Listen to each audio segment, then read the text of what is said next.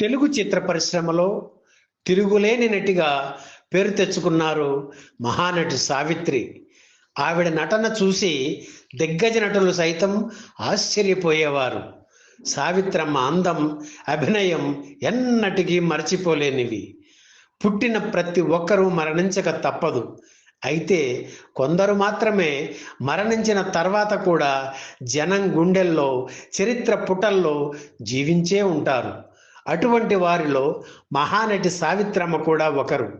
చిన్న వయసులోనే సావిత్రమ్మ మరణించిన నేటికి అవకాశం వచ్చినప్పుడల్లా ఆవిడ గురించి స్నేహితులు, సన్నిహితులు, సాయం అందుకున్న వారు చెప్పే మాటలు వింటూ ఆవిడ వ్యక్తిత్వానికి, సాయం చేసే గుణానికి ముగ్ధులవుతారు, అభిమానులుగా మారతారు. సావిత్రి నా సినిమాలో ఉంటే చాలు అనుకున్న రోజులను ఆవిడ చూశారు. షూటింగ్లో ప్రొడక్షన్ బాయ్ కూడా పట్టించుకొని విషాదకర పరిస్థితిని ఎదుర్కొన్నారు. అయినా సావిత్రమ్మ చెలించేవారు కాదు. తనకి ఇదే ప్రాప్తం అని సరిపెట్టుకునేవారు. ఇటువంటి పరిస్థితుల నేపథ్యంలో 1979 జూలై 5న ఈ మహానటికి హైదరాబాదులో అపూర్వ సన్మానం జరిగింది. ఆ సన్మాన కార్యక్రమ వివరాలు, విశేషాలు ఈ వీడియోలో చూద్దాం. అభినయ కళలో ఆదర్శమూర్తిగా 30 ఏళ్ల పాటు తెలుగు, తమిళ భాషల్లో దాదాపు 250 చిత్రాల్లో నటించిన మహానటి సావిత్రమ్మను లాల్ బహదూర్ ఇండోర్ స్టేడియంలో ఘనంగా సత్కరించారు.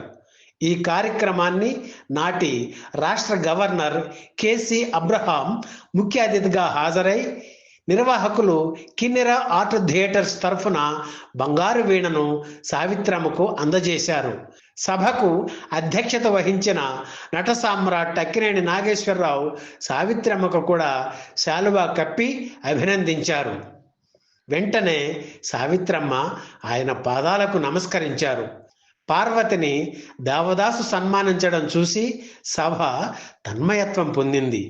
కాకినాడ నుంచి రామకృష్ణ అనే అభిమాని ప్రత్యేకంగా తయారు చేయించి తీసుకువచ్చిన పూల కిరీటాన్ని సావిత్రమ్మకు అలంకరించి ప్రేమతో ఆవిడ చుబుకం నిమిరారు అక్కినేని. కళాభారతి జమున పట్టుచీర సావిత్రమ్మకు కప్పి ఆవిడ చెక్కిలి ముద్దాడారు. ఊర్వశి శారద పట్టుచీర పెట్టి సావిత్రమ్మ పాదాలకు నమస్కరించారు. ఈ సందర్భంగా సావిత్రమ్మ మాట్లాడుతూ, భాగ్యనగరంలో జరిగిన ఆప్యాయతాపూర్వకమైన సన్మానానికి ముగ్ధురాలినయ్యాను.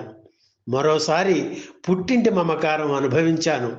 హీరోయిన్గా నేను మరుగున పడిపోయినా ఎప్పుడో నేను ప్రదర్శించిన అభినయ కళను గుర్తుపెట్టుకుని ఇంత అభిమానం ప్రదర్శించిన వారందరికీ కృతజ్ఞతలు. ఈ రోజున కిక్కిరిసిన ఈ సభను చూస్తుంటే మనస్సు పులకించిపోతుంది. ఒక సినిమా శతదినోత్సవంలో పాల్గొన్న అనుభూతి కలుగుతుంది.